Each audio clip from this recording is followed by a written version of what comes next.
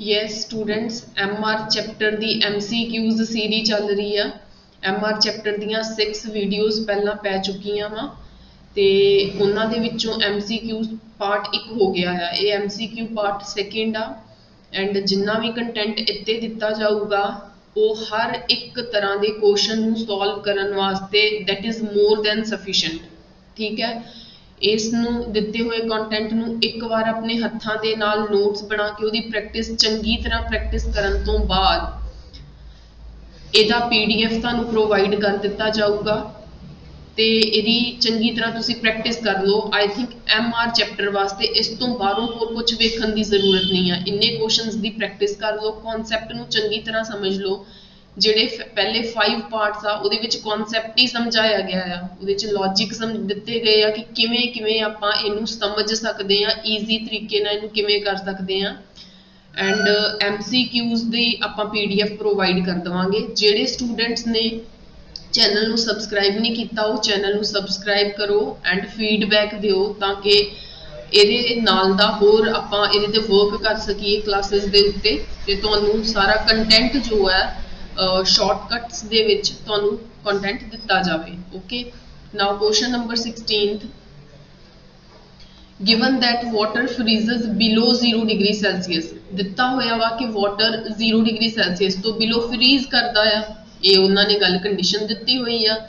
अगे कह रहे कंसीडर द फॉलोइंग स्टेटमेंट्स। एक स्टेटमेंट पी आ, वाटर फ्रोज दिस मॉर्निंग। ये मॉर्निंग दे विच वाटर फ्रोज हो गया। This morning temperature was below 0 degree Celsius ਤੇ temperature 0 degree Celsius ਆ। ਜਿਹੜੀ ਇੱਥੇ statement ਦਿੱਤੀ ਆ ਕਿ water freezes below 0 degree Celsius, ਇਹ ਗੱਲ same ਜੀ ਨਹੀਂ ਬਣਦੀ ਪਈ ਕਿ ਅੱਜ ਸਵੇਰੇ morning ਚ water ਜਿਹੜਾ ਵਾ ਉਹ froze ਹੋ ਗਿਆ, ਉਸ time ਤੇ temperature ਜਿਹੜਾ ਵਾ ਉਹ 0 degree Celsius ਤੋਂ below ਸੀਗਾ। ਹੁਣ ਇੱਥੇ ਕਿਹਾ ਤੇ ਆ ਕਿ ਤਦ ਹੀ freeze ਹੋਊਗਾ ਜੇ 0 degree Celsius ਤੋਂ below ਹੋਇਆ। ਠੀਕ ਆ, below ਹੋਇਆ ਕਹਿਣ ਦਾ ਮਤਲਬ ਉਹ ਕਹਿ ਰਹੇ ਆ कि P and Q are logically equivalent। yes है आए logically equivalent। अगलियां ऑप्शंस पढ़ते हैं। P is inverse of Q, उदा inverse नहीं है, उन्हें उल्टा नहीं दसदा पिया, कन्वर्स नहीं है। इन्हां दा मीनिंग दस्सिया होया वा, कॉन्ट्रा पॉजिटिव नहीं है, इन्हां दे मीनिंग दस्से होए आ पहला। सो ये लॉजिकली इक्विवेलेंट आ। लॉजिकली इक्विवेलेंट का मतलब ये है कि जो सेंस जो मीनिंग इहदा निकलदा पिया वही मीनिंग इहदा निकलदा पिया है। ठीक आ, question number 17th, if PQR have truth values TFT, मतलब यदि true आ, यदि false आ, यदि true uh, which of the following is true, इन्हां विचों केड़ा true आ। देखते हैं जी केड़ा true आ।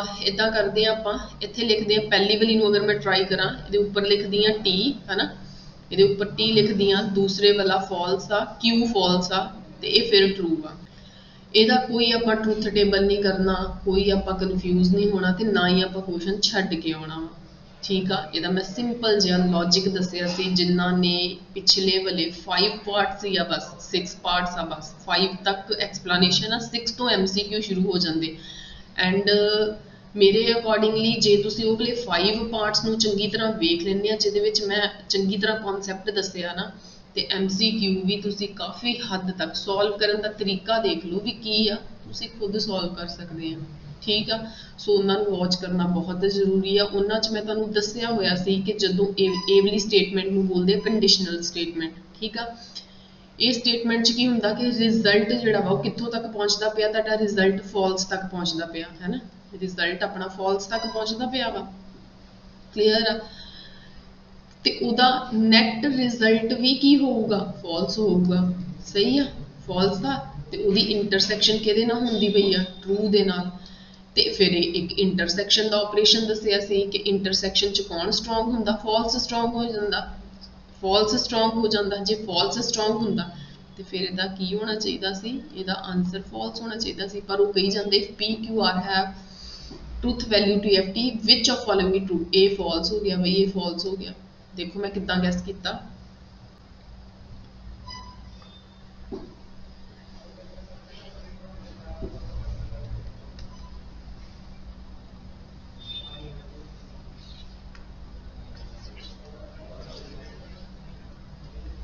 मैं गैस किदा किया, जेड़ा ए आ ये ट्रू आ, ये फॉल्स आ, ये true uh.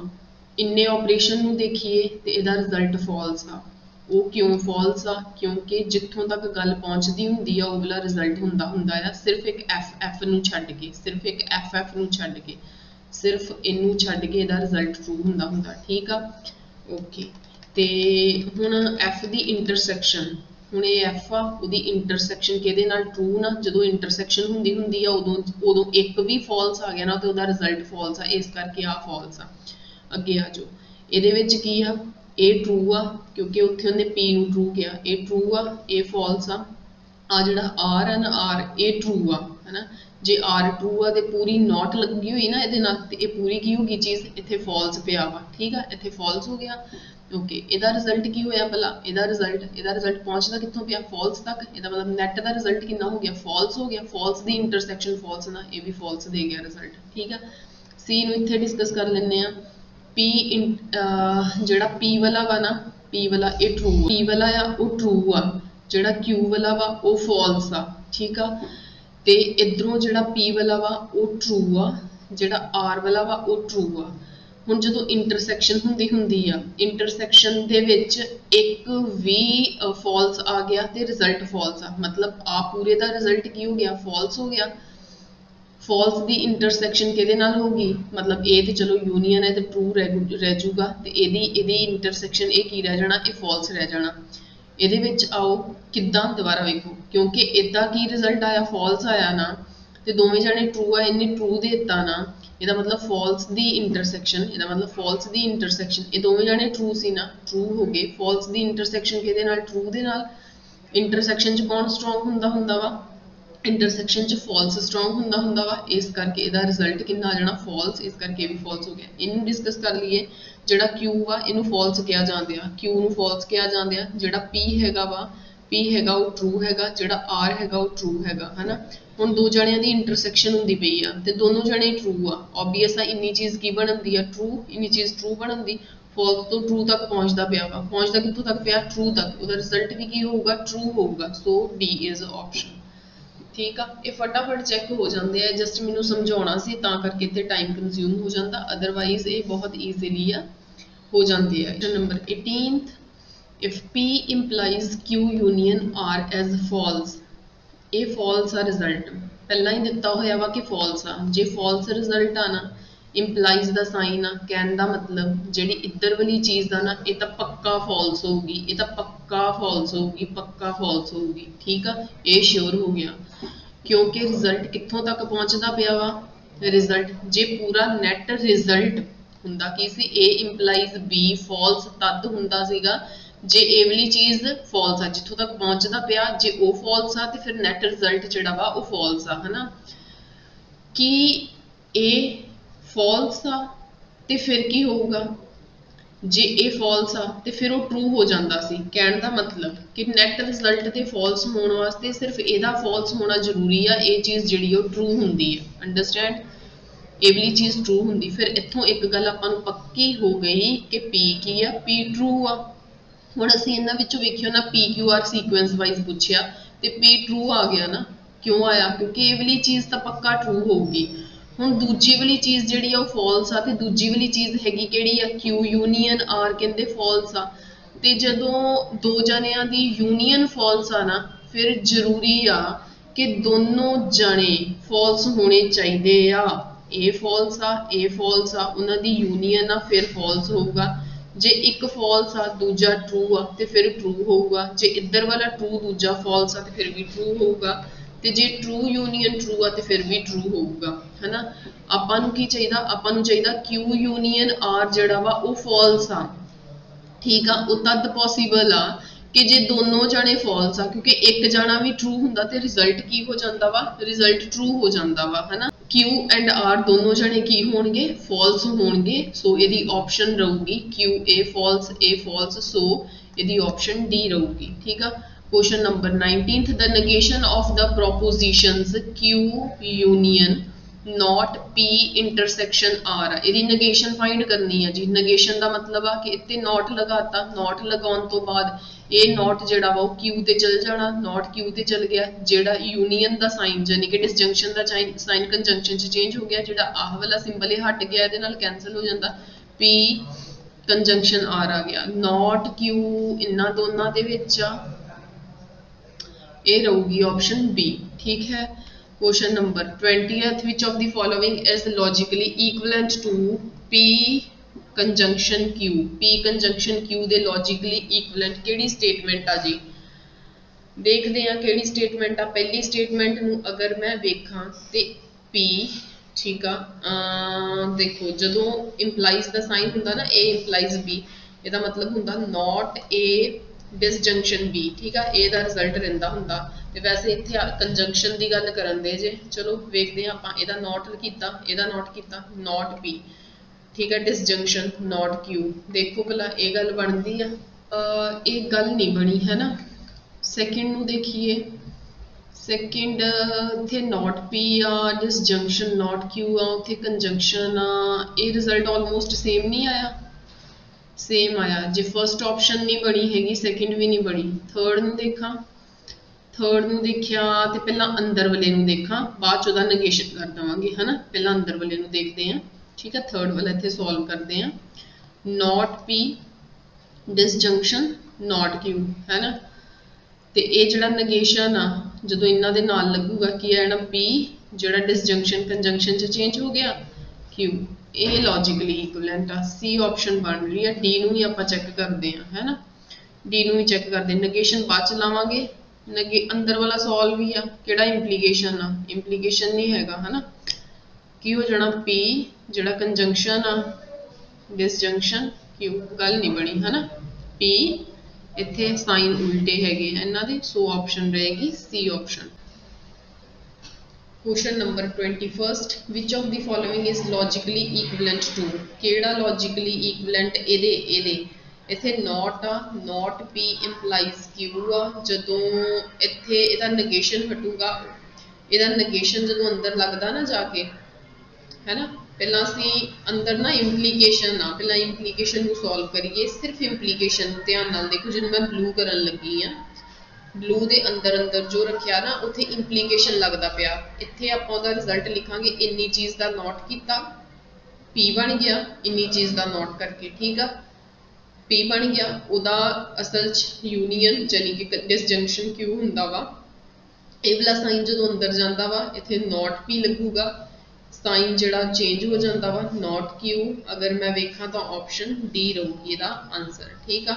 Question number 22nd, which of the following is contradiction? ਕਿਹੜੀ contradiction ਆ, ਕਿਹੜੀ contradiction ਹੋਊਗੀ? ਆਪਾਂ one by one ਚੈੱਕ ਕਰਦੇ। ਮੈਂ contradiction ਦਾ ਨਾ ਇੱਕ ਛੋਟਾ ਜਿਹਾ ਲੌਜਿਕ ਵੀ ਦੱਸਿਆ ਸੀ ਕਿ ਜਿੱਥੇ ਇੰਟਰਸੈਕਸ਼ਨ ਆ ਗਈ ਨਾ, ਤੇ ਇੰਟਰਸੈਕਸ਼ਨ ਦਾ ਮਤਲਬ ਆ ਕਿ ਉਹ contradiction ਹੋਣ ਦੇ ਚਾਂਸ ਹੁੰਦੇ ਆ, ਹਨਾ।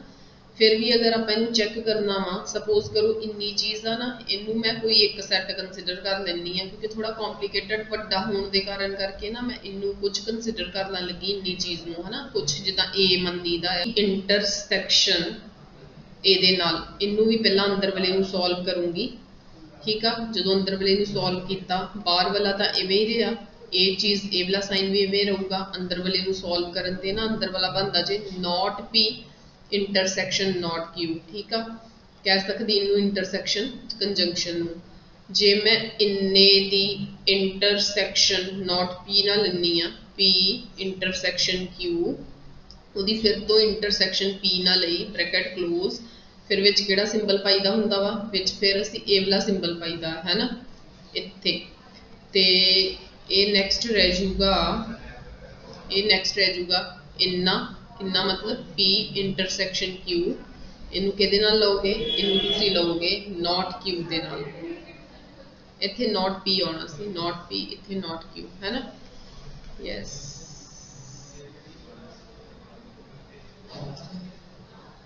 P ਇੰਟਰਸੈਕਸ਼ਨ Q ਦੀ ਇੰਟਰਸੈਕਸ਼ਨ ਨੋਟ P ਨਾ ਹੋਗੀ, ਇਹ ਵਾਲਾ ਸਾਈਨ ਇੱਥੇ ਆ ਗਿਆ। P ਇੰਟਰਸੈਕਸ਼ਨ Q ਦੀ ਇੰਟਰਸੈਕਸ਼ਨ ਨੋਟ Q ਨਾ ਹੋਗੀ, ਇੱਥੇ ਇੰਟਰਸੈਕਸ਼ਨ ਹੋਣੀ ਸੀ, ਠੀਕ ਆ। ਓਕੇ, ਜਦੋਂ ਹੁਣ ਮੈਂ ਇਹਨੂੰ ਫਿਰ ਫਰਦਰ ਸੋਲਵ ਕਰੂੰਗੀ, ਆ ਜਿਹੜਾ P ਆ ਇਹਦੀ ਇੰਟਰਸੈਕਸ਼ਨ ਨੋਟ P ਨਾ, ਇੱਥੋਂ ਮੈਨੂੰ ਗੈਸ ਹੋ ਗਿਆ ਜੇ ਕੰਟਰਾਡਿਕਸ਼ਨ ਆ, ਠੀਕ ਆ। ਇੱਥੋਂ ਗੈਸ ਹੁੰਦਾ ਪਿਆ, ਬਟ ਫਿਰ ਵੀ ਤੁਹਾਡੇ ਵਾਸਤੇ ਕਰਨਾ ਪਿਆ ਤੇ ਮੈਂ ਕਿੱਦਾਂ ਕਰੂੰਗੀ, P ਇੰਟਰਸੈਕਸ਼ਨ ਨੋਟ P, ਹੈ ਨਾ। ਇੱਥੇ ਫਿਰ ਕੀ ਪਿਆ ਹੋਇਆ, ਇੰਟਰਸੈਕਸ਼ਨ P इंटरसेक्शन और Q इंटरसेक्शन नॉट P। ठीक है, इनू ब्रैकेट दे विच रखो, ए वाले साइन नू इत्थे रखो, ए वाला साइन इत्थे इदां, फिर नैक्सट P इंटरसेक्शन किहदी इंटरसेक्शन नॉट Q दे नाल, फिर तो Q इंटरसेक्शन नॉट Q।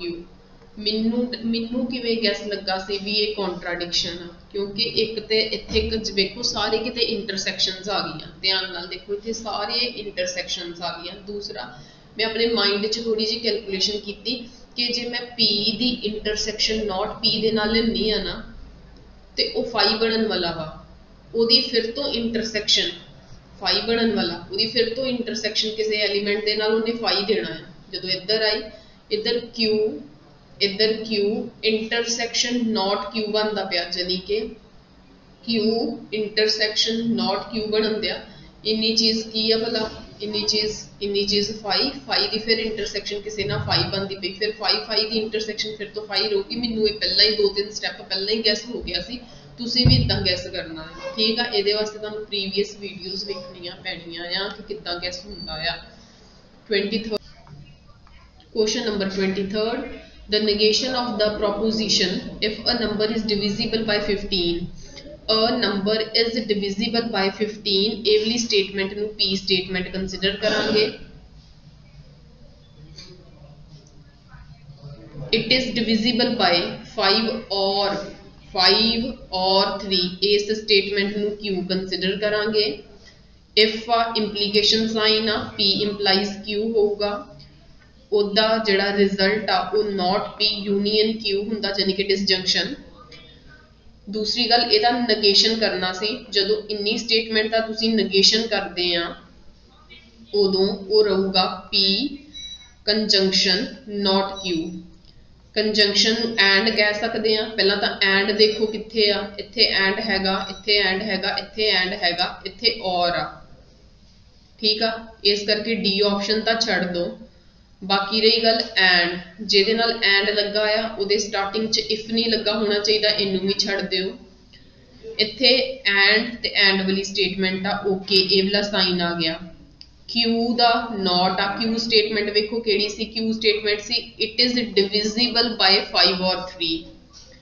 ठीक आ, it is not divisible by 5 and 3, कहने दा मतलब ए वाली स्टेटमेंट कहंदी आ इट इज डिविजिबल बाय 5।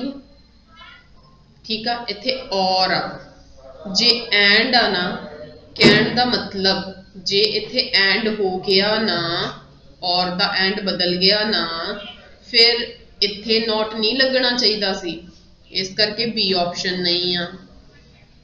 सी नू देखिए, it is not divisible by not, जे इत्थे नॉट लग गया ना फिर और उदां दा उदां रहा, जे और दी जगह ते एंड हो गया, एक जगह ते चेंज हो गया, फिर इत्थे थोड़ी चेंज होना सी। सो इहदी ऑप्शन किहड़ी रहूगी सी। किद्दां गैस लगा आ, किद्दां लगाना आ गैस। ठीक है, इस स्टैप्स नूं तुसीं फॉलो करो।